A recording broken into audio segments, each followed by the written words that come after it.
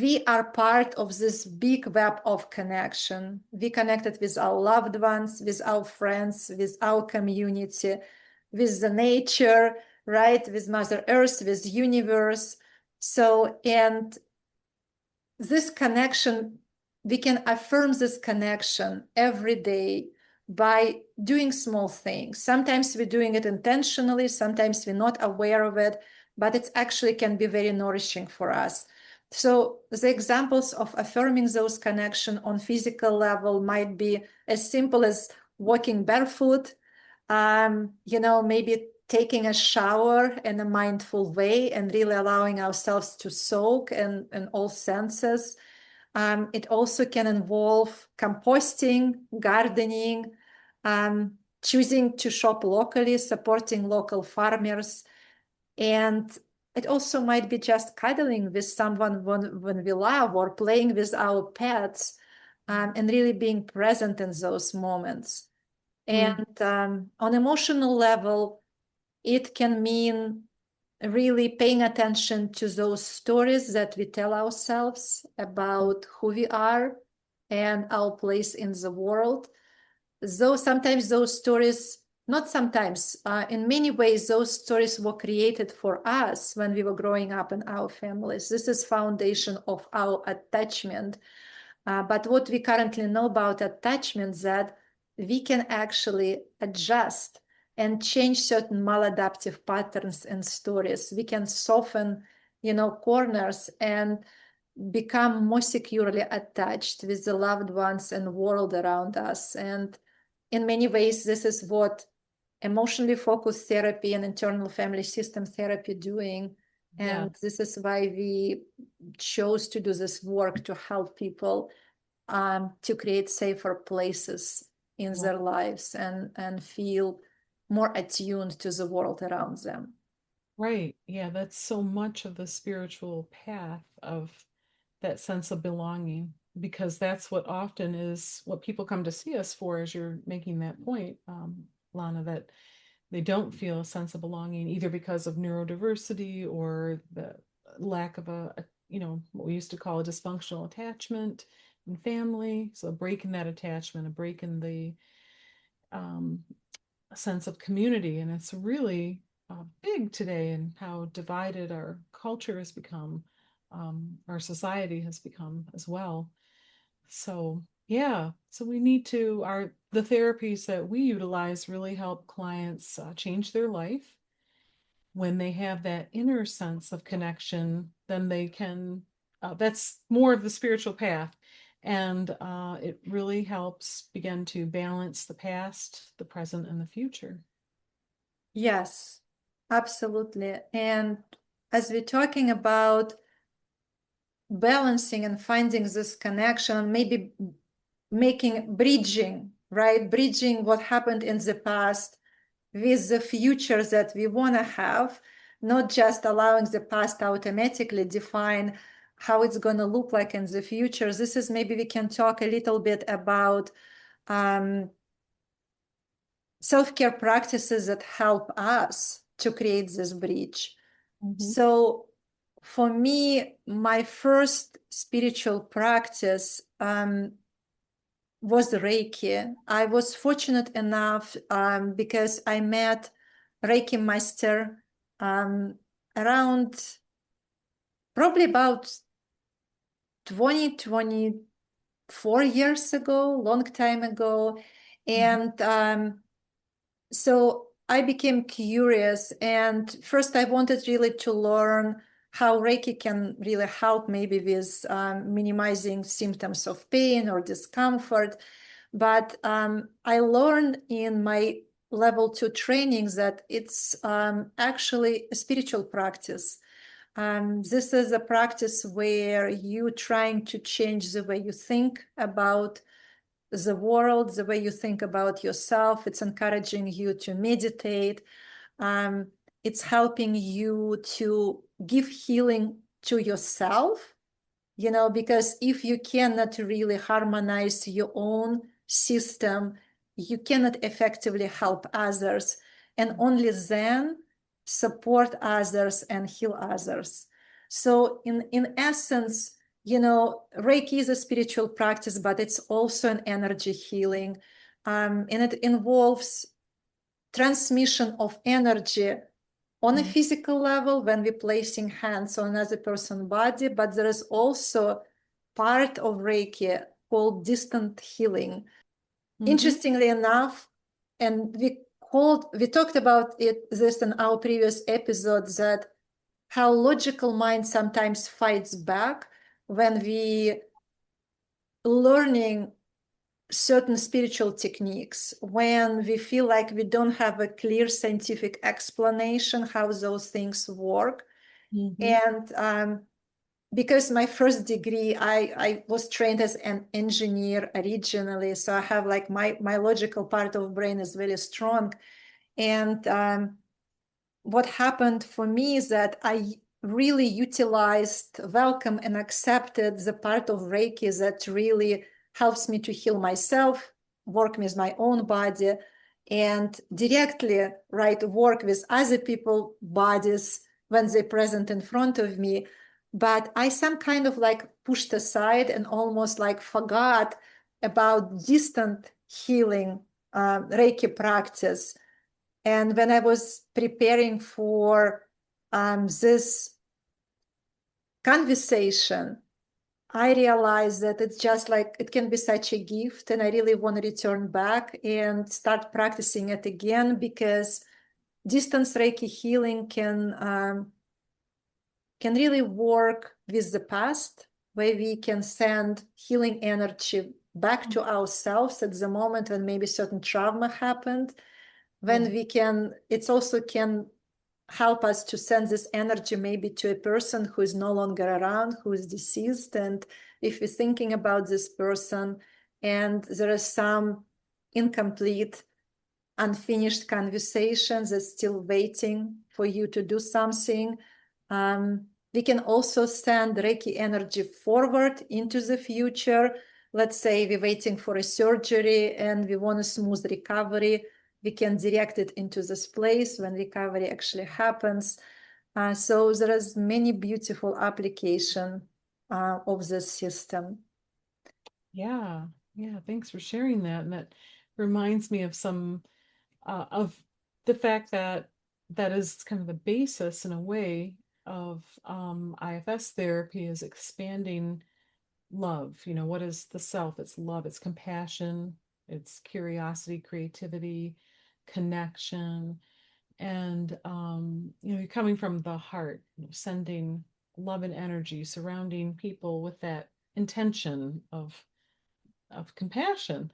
And that is transformative. And we're working often with the past and with how parts of us might want to transform their future. I think about recently I had a bird outside. I was trying to study outside, and this bird was chirping really loudly, and it was seemed to be in distress, and so it made it really hard for me to concentrate, and it went on and on. And I just, because I meditate daily, and there's a meditation I do called the energy bar technique, which not only kind of balances the chakras, our energy centers in the body, and also you can create in your mind's eye and your imagination an energy bar that you can send this energy to other people. So it sounds similar to Reiki, perhaps. And so I just kind of sent that to this bird and sent some love to this bird.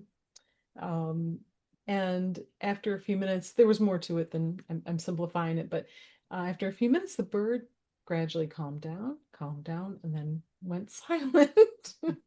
Maybe that was the energy being received. Yes. And this is a beautiful and challenging part of any kind of energy work, right? Something might be shifting, something might be happening, but we cannot always measure it. We cannot always attach proof, right, to it. Right. I know that Reiki helping people. I know that Reiki found its way into hospitals, and I know that there is practitioners and centers and several hospitals in Boston, including Children's Hospital, I believe Beth Israel too, right, where you can receive Reiki. And we can really argue and contemplate why it's actually helping. But for me personally, as a practitioner, it's not important, right? You know, if I see a tool that helps others, and if I like using this tool, that's what I'm going to do. So in many ways, as we're talking about self-care, I want to return back to this idea that Reiki can be a form of self-care.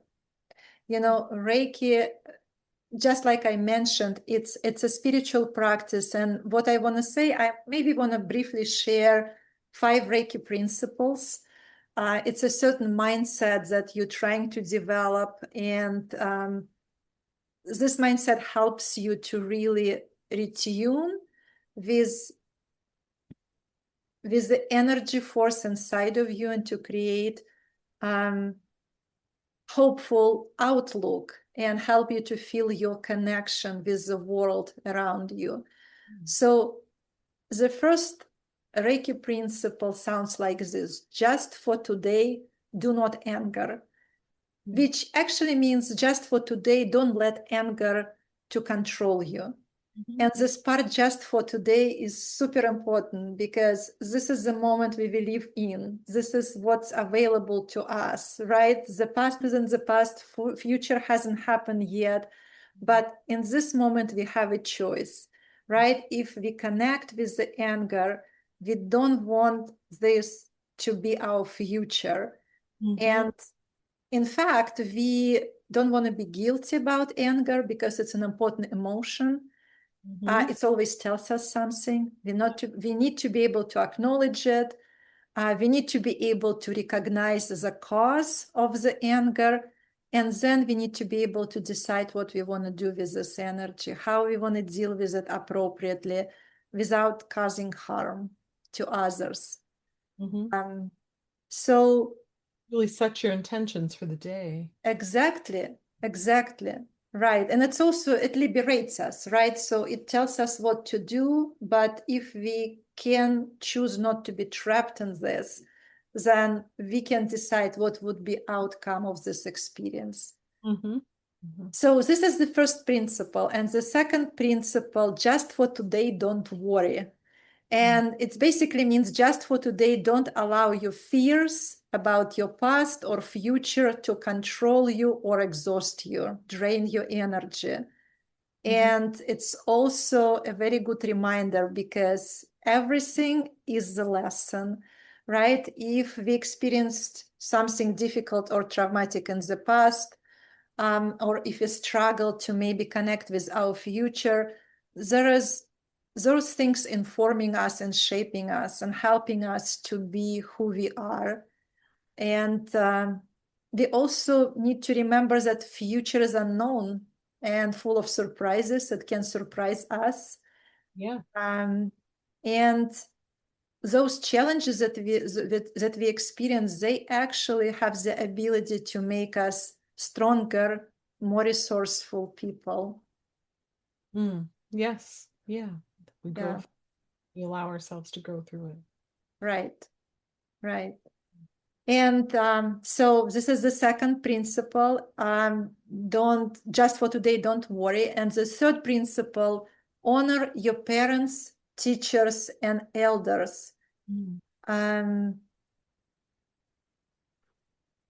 do feel for some cultures, it's a very natural way of going through the world, honoring people who came before them. But interestingly enough, for Americas, there is like more respect, more validation for the young energy, maybe because this country is relatively young compared to other countries.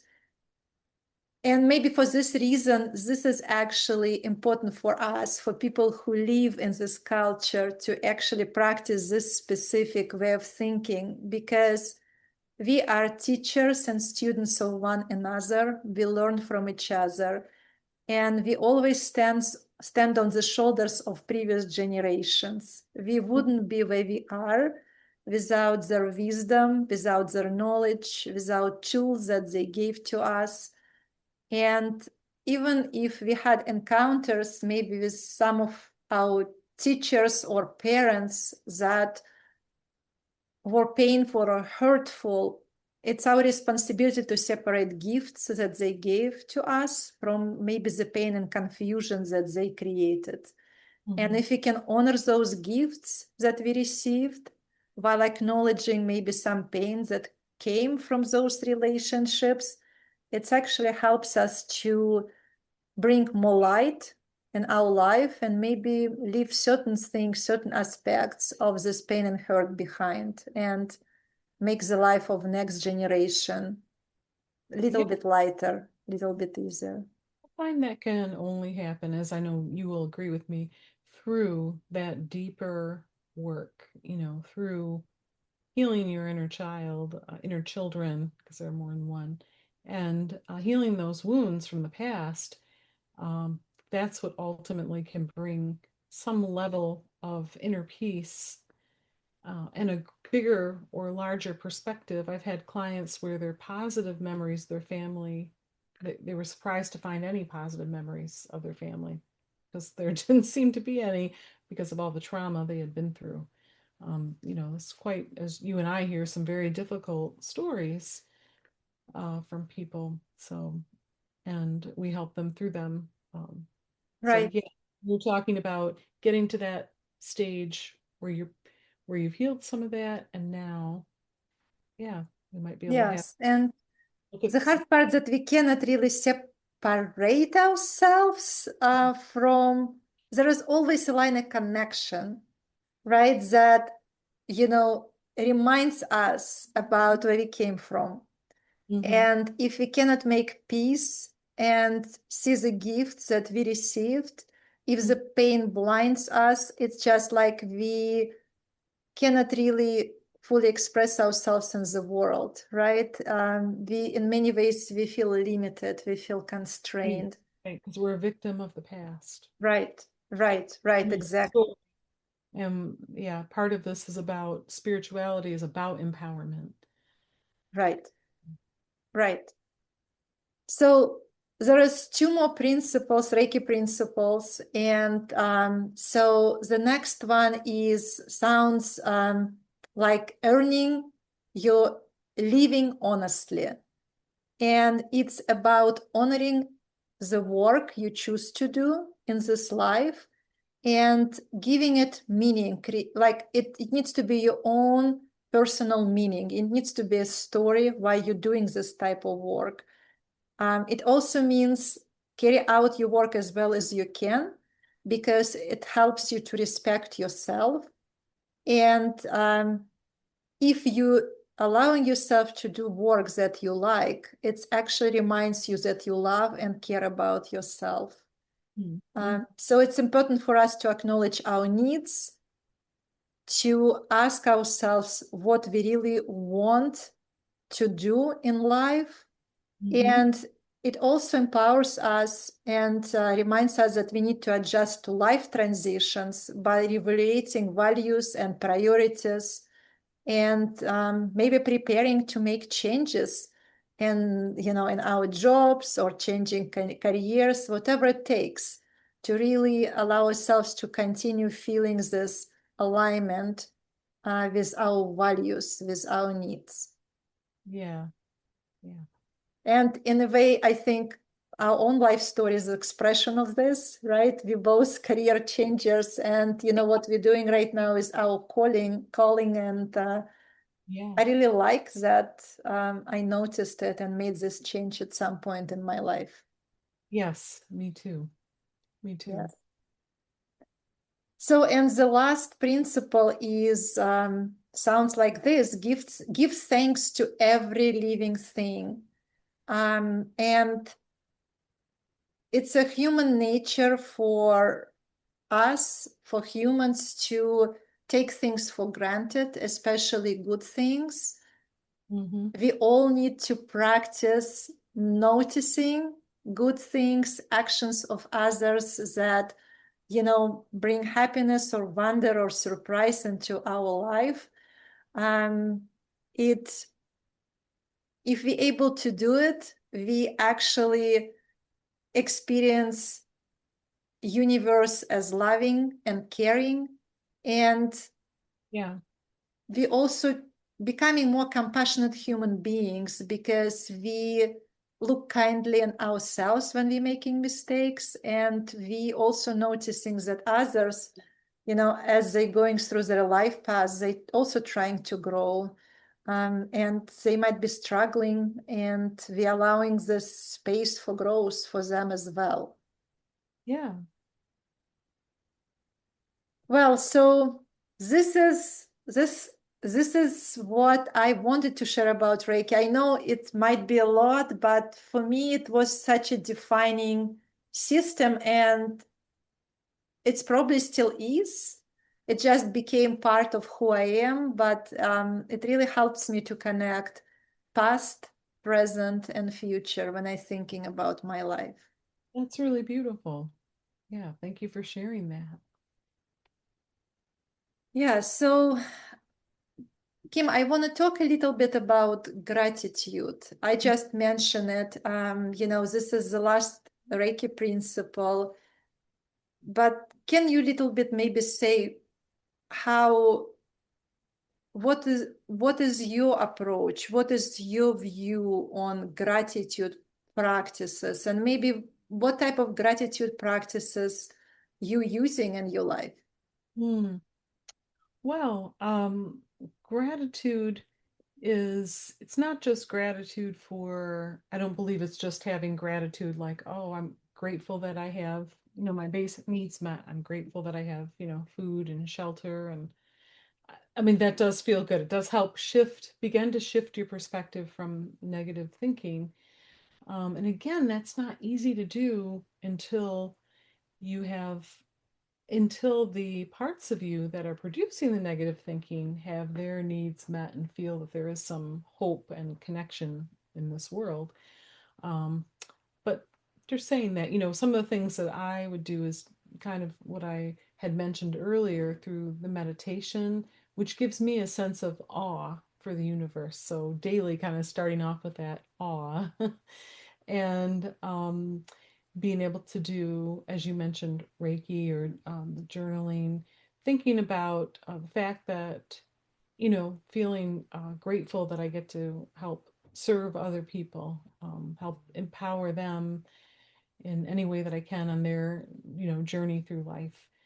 So I definitely feel grateful for those things. So just, knowing that or thinking that can be helpful. But again, like I say, I find it's difficult to do when we've got, depression or ongoing negative thinking, that it isn't easy to just snap out of it and start being. Mhm. But there are people also, I find that meditating on the throat chakra and receiving gratitude in through that has actually been very beneficial as Mm. well. Yeah, yeah, I'm being reminded there's like um so many angles. Yeah. But what I want to say here is um that for me, when I was trying to develop my own gratitude practice, it's actually happened at the time when I was recovering after depression. I had one major depressive episode in my life around time when my kids was diagnosed with their illnesses, and I really needed something simple, but something that I wouldn't forget, that something that I would do every single day, no matter what. So it needed to be short, and it really needed to be connected to something that I'm doing daily. Mm. So I decided to sit and write my own, call it prayer or just food, blessing of the food ritual. Um, I put it in words, and when I first started doing it, I remember my husband was kind of rolling his eyes and chuckling a little bit because we didn't come from religious families. We never practiced it, but I have been doing it for years now, and I think every time I do it, my family members get quiet and contemplative, and right now everybody enjoying this. Yeah. So I actually wanted to share my prayer, and because I want to inspire others to create their own. Mm, maybe if they choose to do it. yeah. So it's not prayer, it's blessing, right? So it's not so much about God, it's just about gratitude. Hmm. So my gratitude phrase sounds like this: thank you for the bread and salt, for the roof over our head, the food on our table, and the peace and love in our home. Please bless our family, our children, my husband's parents, and the memory of my own parents. Bless our relatives, our friends, our teachers, everyone who grew this food, and everyone who prepared it. Bless this meal and share it with us. That's really beautiful. And it really brings you present to the meal and the connection with your family. That's really amazing. Um, it did make me think about why is sometimes saying going through, writing a gratitude journal. I'm not saying it doesn't work for people, but for me, I think it could be a little bit like a spiritual bypass to just, repeatedly say, ignore the negative thoughts and say, I'm thankful for this, that, the other thing. And not that I'm not, but, or people have it worse than me, is like dismissing feelings and can be a spiritual bypass thinking we can just force the negative thoughts out of our head. So Mm. and I really like this because like your prayer or your blessing connects you directly to the present moment. Yeah, yeah. Well said, Kim. Thank you. And, as we thinking about maybe how we shift the energy, I want to talk a little bit about meditation because, and Mm. maybe I'm going to ask you to Mhm. say a couple words about it because I know you have been meditating every single day. Yes. So can you say more about this? Yeah, yeah.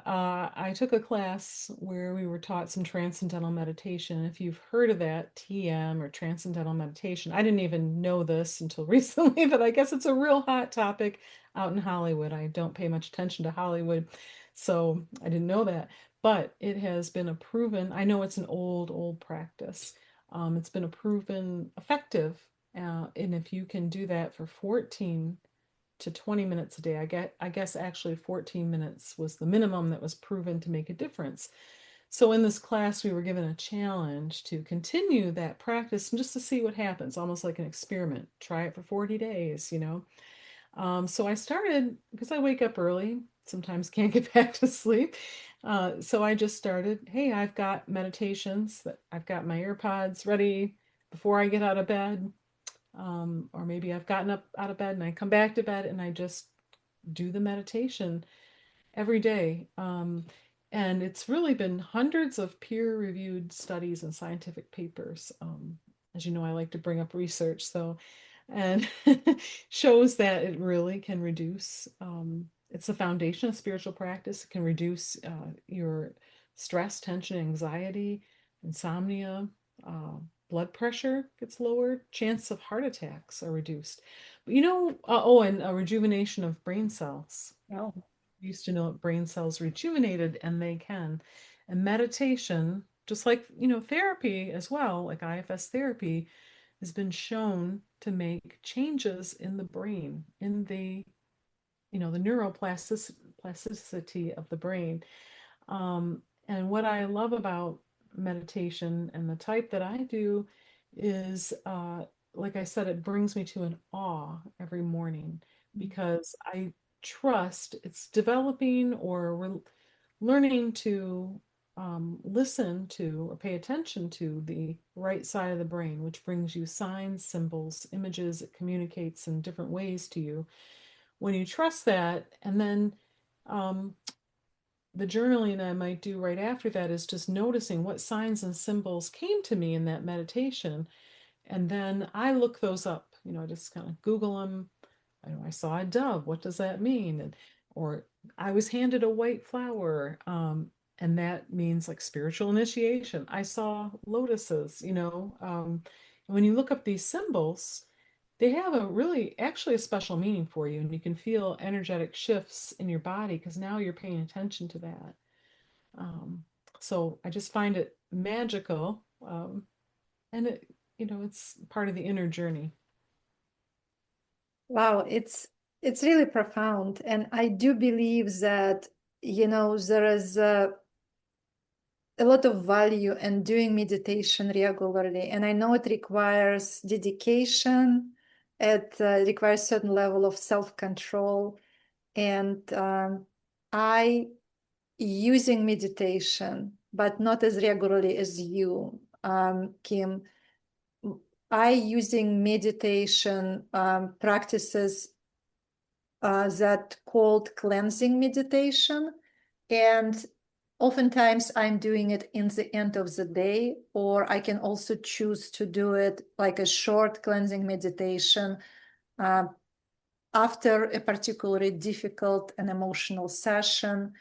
And in many ways, I believe it's needs to be an important self-care practice for any practitioner who working with energetically with their clients, not just on a cognitive level, because this type of meditation that I using inviting me to call my energy back, whatever energy I left with my clients. And, when after work, we're thinking about our clients, when we cannot put our work aside, or we're having images of them, this is actually indication of our energies being somewhere else. So what this cleansing meditation practice invites me to do is to call my energy back, to cleanse this energy, to seal it around me.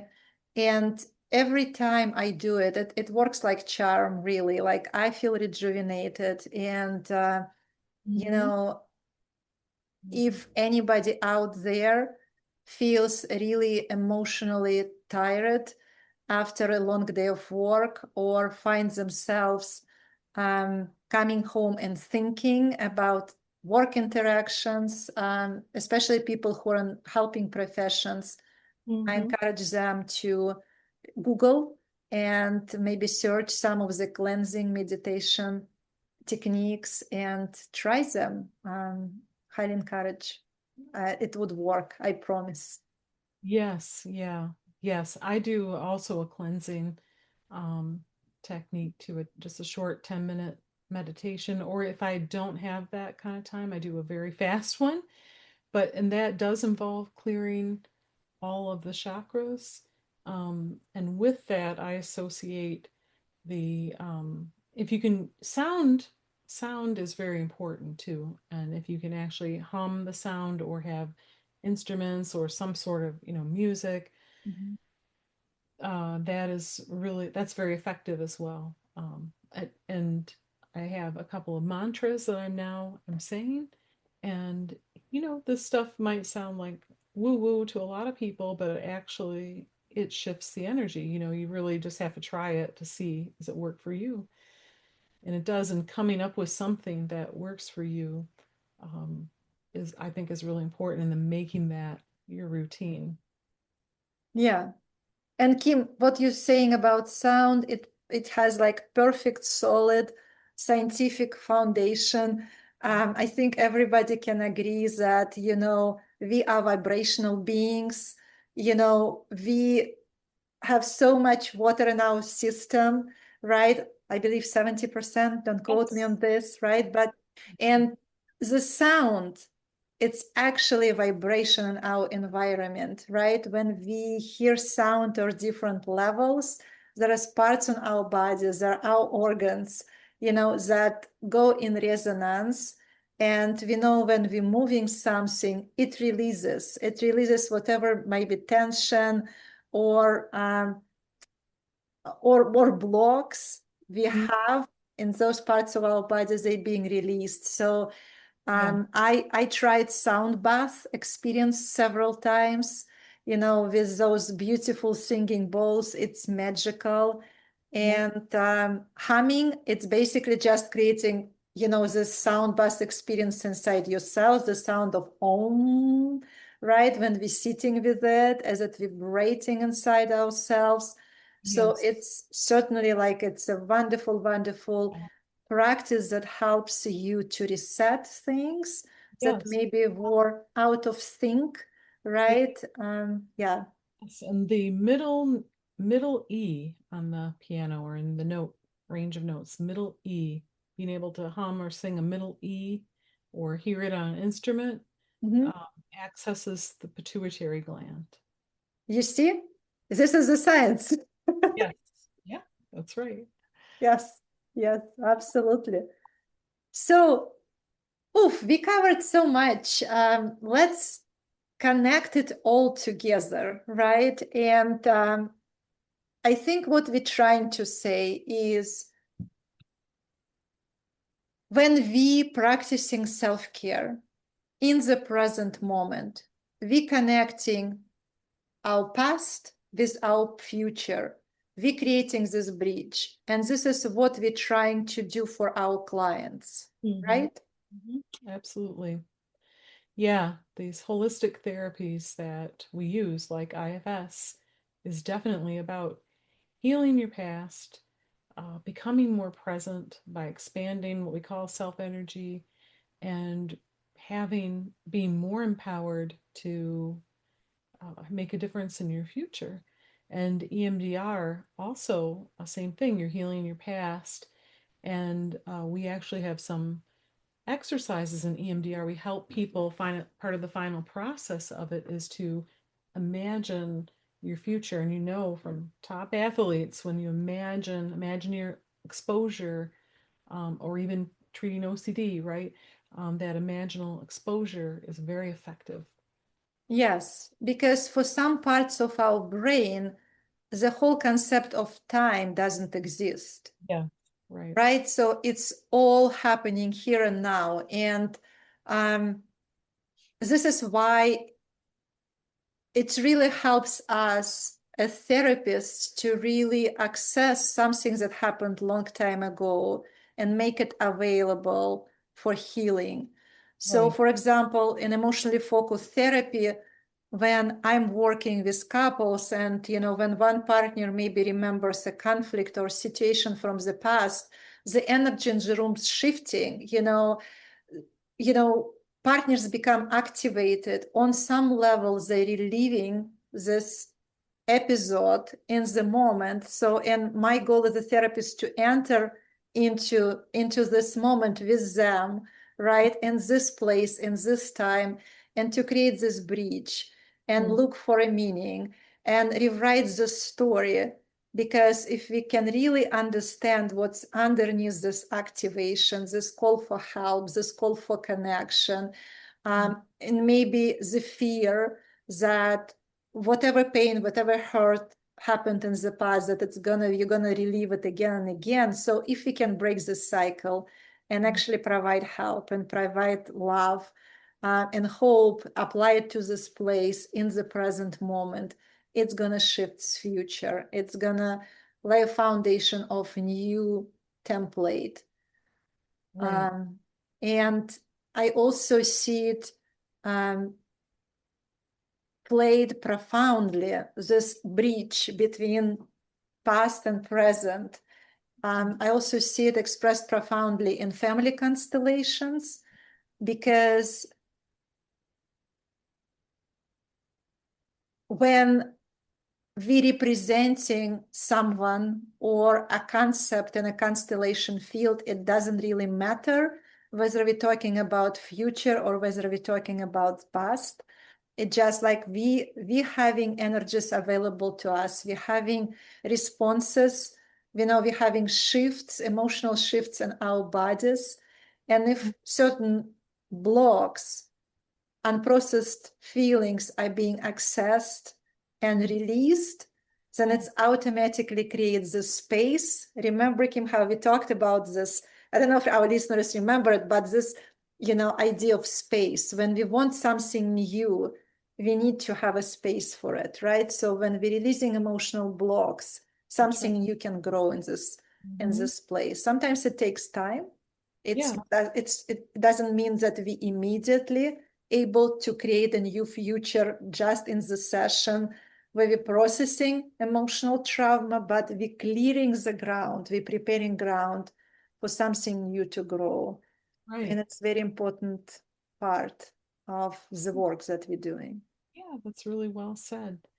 Yeah, the past is always present unless we, and it's the lens through which we view the world, unless we can shift it and not Right. victimized by it, so to speak. Yes, And yes. shift with love, which is what all this is about. Right. And I know I want to put this like a small bookmark here. We probably will not be able to go very deep into this, but it can be a topic for a next podcast. That there is so many, also we know so many techniques who can work on non-verbal level as we Mm. bringing it all together and building this bridge between past and future. Yeah. So when we're using movement, right, especially if it's mindful movement, and if we have an intention to process a certain feeling or certain situation, it can be done in a non-verbal way. And the process of creating mandalas, Mm. right? And again, it can be done in an intentional way by choosing certain colors and incorporating certain objects in our mandalas. It also can be a way of bridging, past and future, scent trace, life mapping. So there is many different creative techniques that can be used to do it. Yeah, very true. Very true. Yeah, so those energetic practices really help us create that internal space, as you said, and the external spaces that we create too, outside of ourselves, can shift our energy. So even if you can only develop a corner where you have your space that you can practice increasing your energy in some way, or cleansing your energy, that can be important. Right. Yeah. Right. So our external environment is actually expression of who we are, whether we like it or not. What's going on So, sometimes, right? right, right. And we hope that right now maybe there is an opportunity for all of us to focus again on this question, how we can move energy inside of us externally by doing certain things that we discussed, how Yeah. we maybe can look around our environment and ask ourselves what needs to be changed in this environment so it would be more aligned with who we are, whom we want to be in this world, and what kind of rituals related to self-care that can really lift and replenish energies in our body, help us to have, healthy mind, healthy spirit. Mm. So this is what we really want everybody to take out of this podcast. Yeah, yeah, that self-care is a spiritual path, and it's important to being able to access higher levels of consciousness and different perspectives, which ultimately empower you and give you hope, joy, and meaning to your life. And so we Yeah. hope some ideas today for that. Yes. Thank you for listening. And Kim, thank you so much for for being with me. And it's always wonderful to connect with you, use your wisdom. Thank you for being in this podcast and this episode.